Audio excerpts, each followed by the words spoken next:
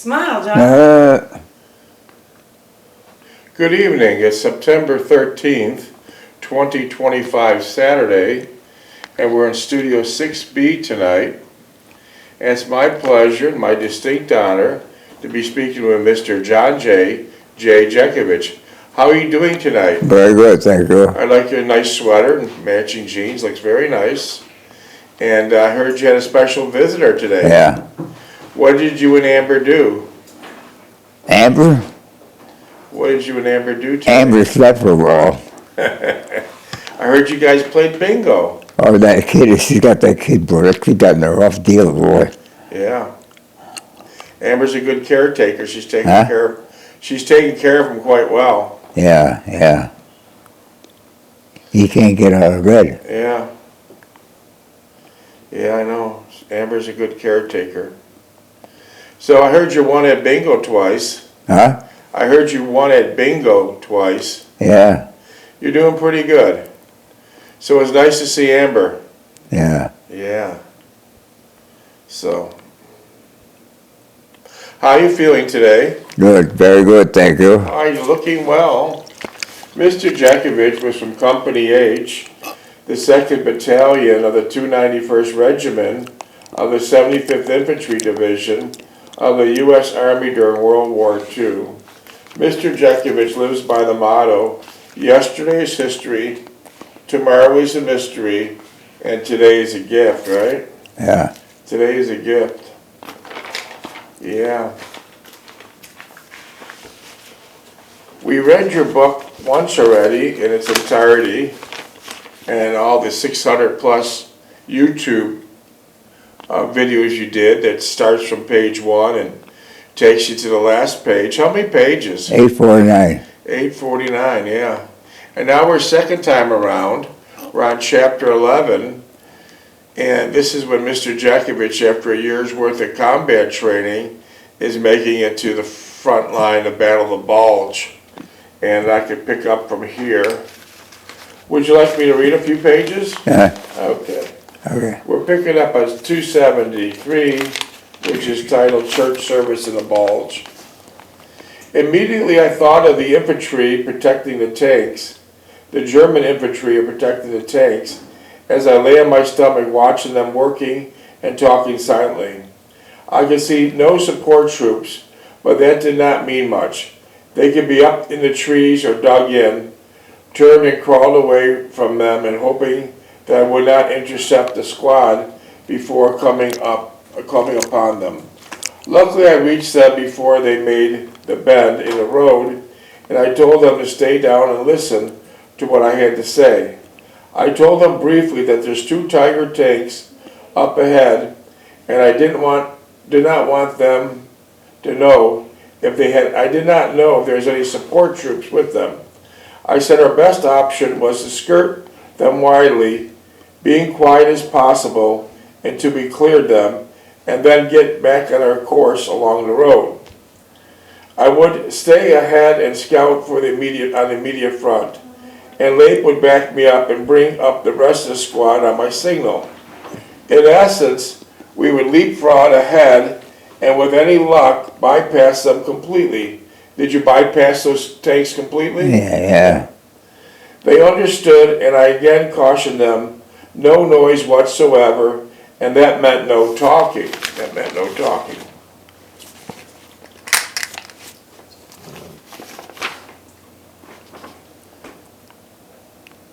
With Leip a short distance behind me, I started out and made a wide circle around the Tigers.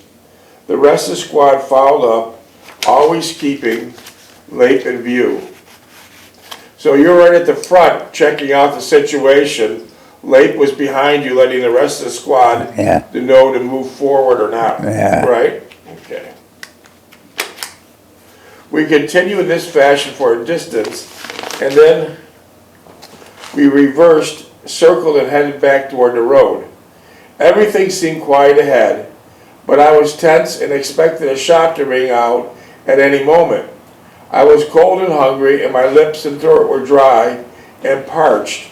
I had run out of water earlier this afternoon, and whenever I crouched down just to listen, I would take a handful of snow and attempt to wet my lips and my throat. I saw the road, so that's really a cold winter there, isn't it? Yeah. I saw the road. Do you want a coffee? No. You want a drink? No. You want a donut? No. Okay. I saw the road once again through the trees and motioned Lape to get down and stay in position. He relayed the same message to the rest of the squad. I rested a moment, taking some snow in my mouth and letting it melt there.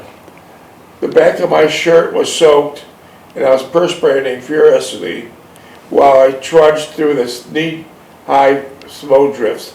That takes a lot out of you when you're walking in heavy snow, right? Yeah. I knew that I would have to change before long or suffer freezing to death. The rest of the squad was in the same predicament, and we had to find some shelter quickly. I motioned to Lape that we're moving on, and as I stood up, I could feel the water in my boots. The galoshes were like a giant scoops, shoveling snow in the tops of my shoes, and finally melting as it hit the temperature of my body. I turned to look at the rest of the squad to see how they were doing, and it was not very encouraging. They appeared somber and fagged out, and I had to get them into some kind of shelter or risk losing some of them. We followed the road for a while, and we came to a rise in the road. I motioned to Lape to hold up the squad until I had to look around. As I came over the rise, I spotted a farmhouse down in the valley besides the shoulder of the road. So the farmhouses were your best friends, right? Yeah. I did not see any smoke coming from the chimney, nor there were any signs of people moving about. I motioned to Lake to join me, and he told me to keep the squad here until I gave the signal to come up. I would reconnect the farmhouse and hope we might get lucky and utilize it for our shelter for the night. I used the stone fence for cover to reach the back of the house. I still did not see any signs of life, or even farm animals moving about. I peered through the broken window and it seemed deserted. I spotted a large gaping hole through the side of the building. It looked like a large shell had penetrated it, and further observation, I could see the house was completely shattered and another large hole through the opposite side of the house. I then turned my attention to the barn as it looked intact. I reached a wide double door and pushed it gently. It squeaked loudly, thinking that someone would hear me, set up a chill in my sweating back.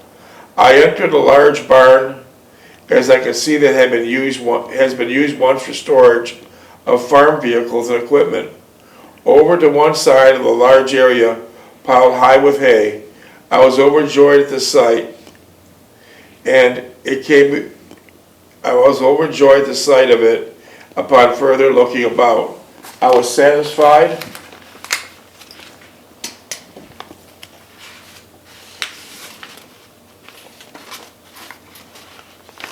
Stand by.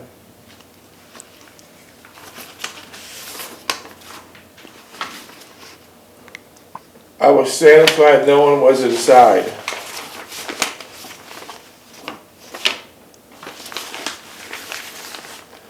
I went to the back outside to where I had left Lape and told him to bring the rest of the squad up. They followed me into the barn, and when they saw the mounds of hay, they just collapsed into them. I cautioned them with the straw to help in drying them out. And if they had any dry clothes to change from the wet ones. I stated that I would take the first watch. Lape relieved me in an hour, and we would go down the squad in that fashion until daylight. I left them with the final word, get some sleep, as we'll be pushing off early in the morning. I went back to the pile of snow. It felt warm, pile of straw, It felt warm and comfortable. Within minutes I was sound asleep and must have slept several hours. When someone was shaking me, it was Lape, wanting to know if he wanted him to relieve me. I looked into my watch, it was 4,300 hours, and it would soon be light. I told him to go back and lie down for another hour or so, and then we'd be moving out. The Germans wandered around all through the night. Yeah. There was Patrols. A patrol. But you didn't run across one in that barn. No. I felt refreshed and opened another K ration, wishing I had something to drink. I lay there for another hour thinking about Lake and then Jean and Ann.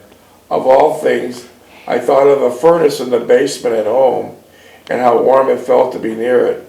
I got my things together, went back to wake up the squad. Some were already up, just lying there enjoying the warmth of the straw, being perfectly content to stay another day here. After getting them all up and after storing all the gear, we rolled back the tractor from the door and stepped outside. It was still dark and bitter cold, and a gust of winds greeted us with the whirling snow. I mentioned to them back in the woods,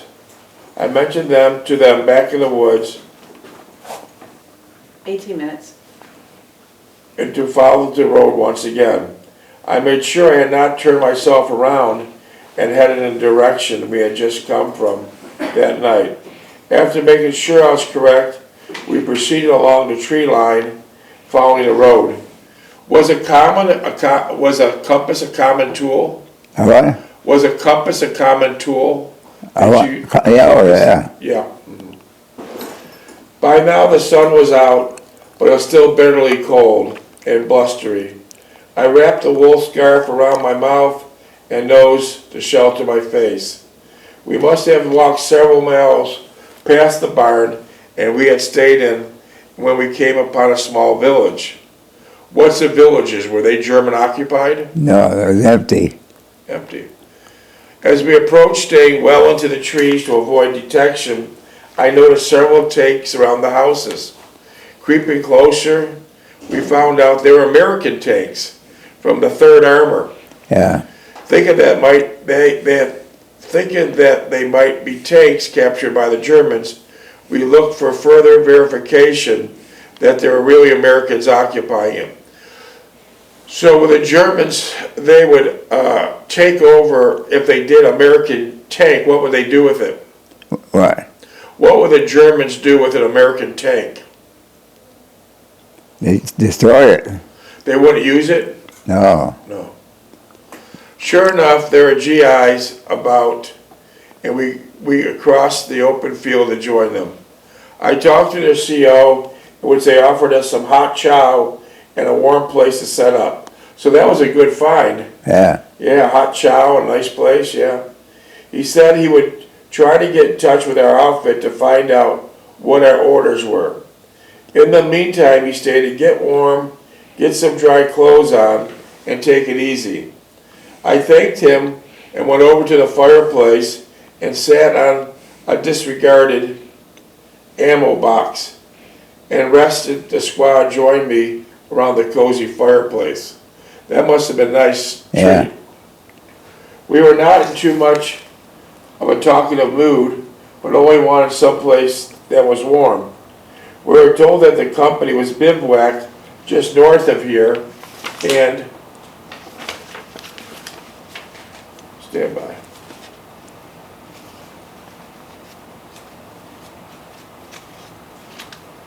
So your company was bivouacked just north of there.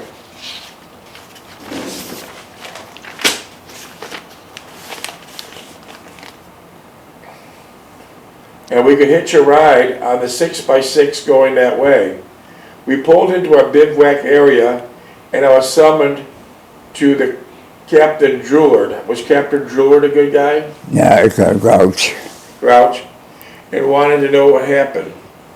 When I mentioned that we lost Fink, he did not seem too concerned and did not ask for any details. 15. He reluctantly took Fink's dog tag, not asking if we've eaten anything or needed dry clothes. He stated that the company was pulling out shortly. With that, he turned and left me standing there. So he wasn't a good guy. Yeah. He wasn't much of a leader. Yeah. I went back to the squad and informed that we're pulling out. They were to put their stuff together and make sure they had a full canteen of water. Didn't your canteens freeze of water? And if you didn't know, you couldn't drink the antifreeze. No, I mean your canteens. Yeah. Wouldn't the water freeze? Oh, yeah. Sergeant Whalen, how was Sergeant Whalen? Sergeant Williams, no good. Yeah, he's good. Good guy. Stopped by and said he was sorry to hear about Fink and that I'd take over the squad. He also stated I wanted to continue using Fink's arm. He also said that I was to continue using Fink's M1 and pick up some ammo from the supply truck.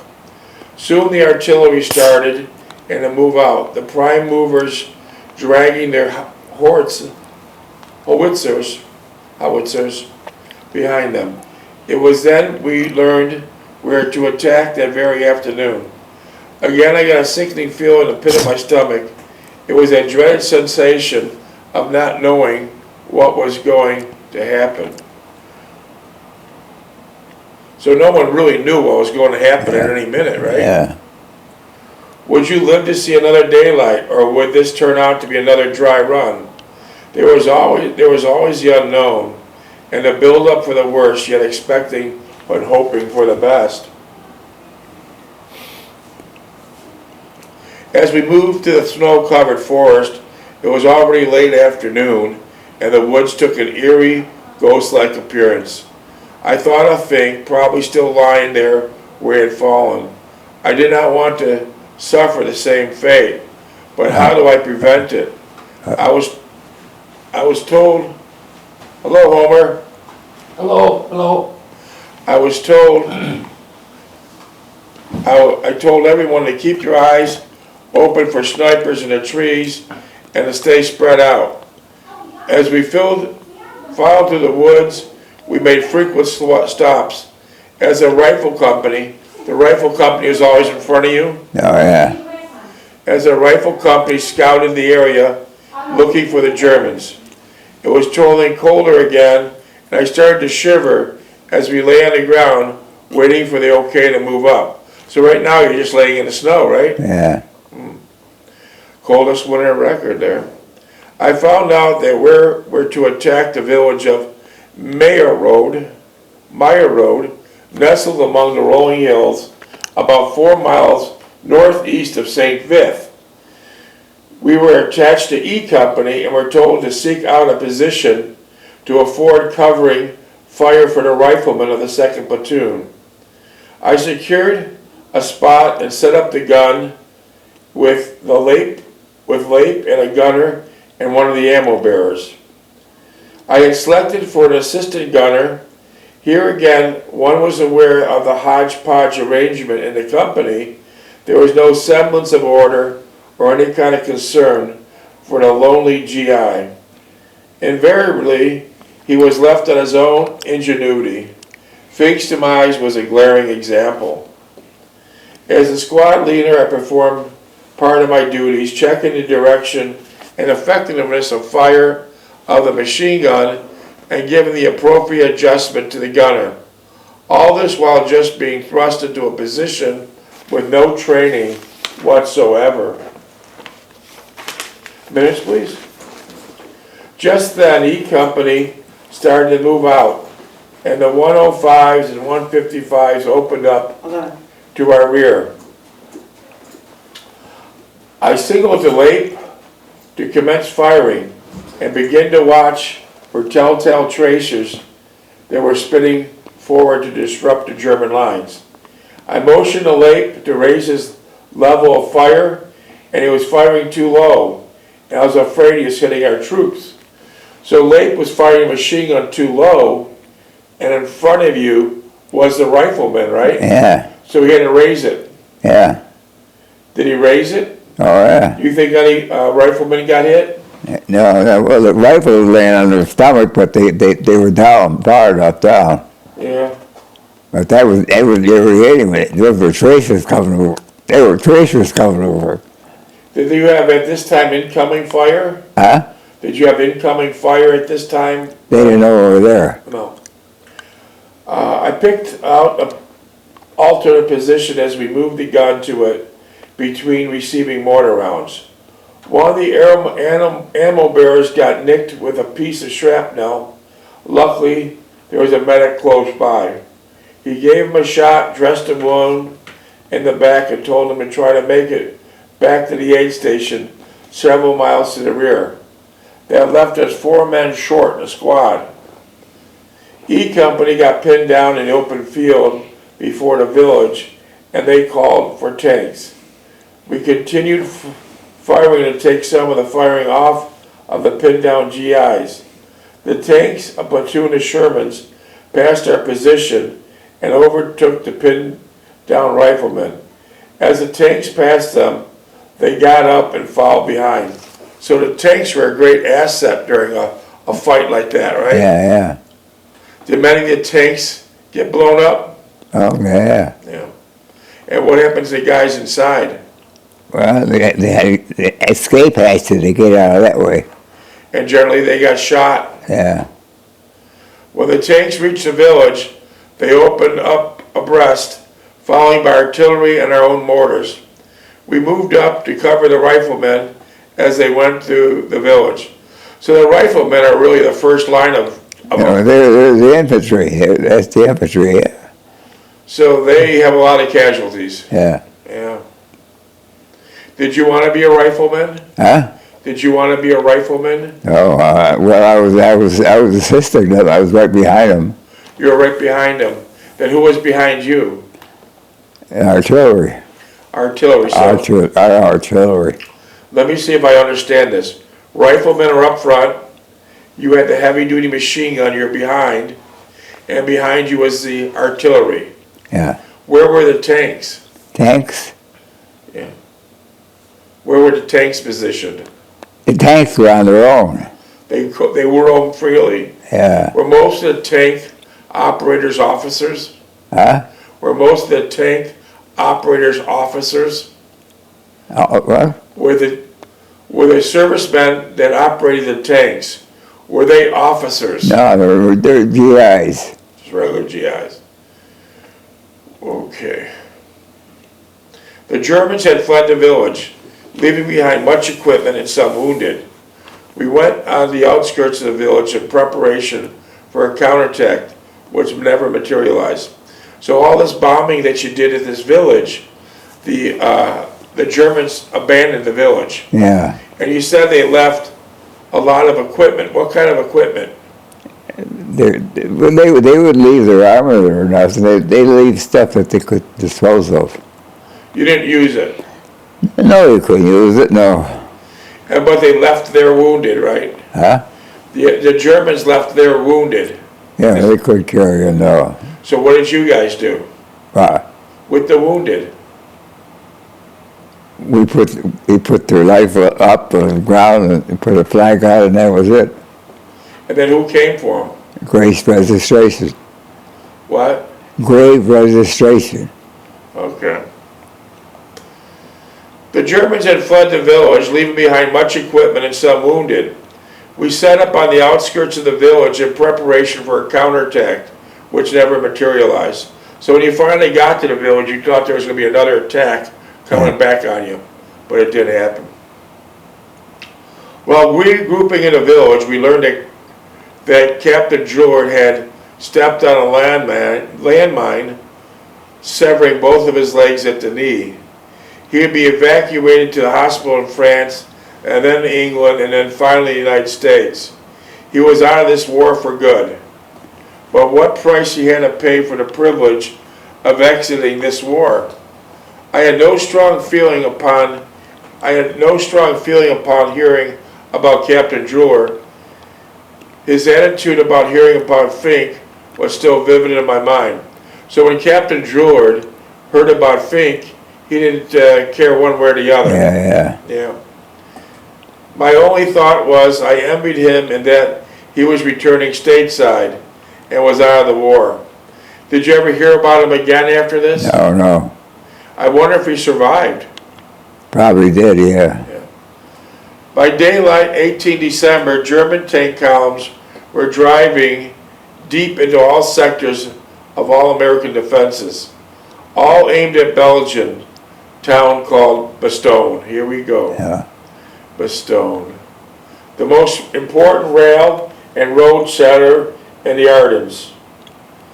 There was mass confusion all over the sector. No one knew the real situation, especially our division, and it trickled down to the individual unit level. German infantry columns were racing for Wiltz, the southern route to Bastogne. So everyone wanted to be in Bastogne. Yeah. Two American airborne divisions, the 82nd and 101st, were moving to the Ardennes from France to help stem the tide of the onrushing German and infantry tanks. We attached to Combat Company Command B of the 10th Armored Division and told to form a perimeter of the vent screen in front of Bastogne.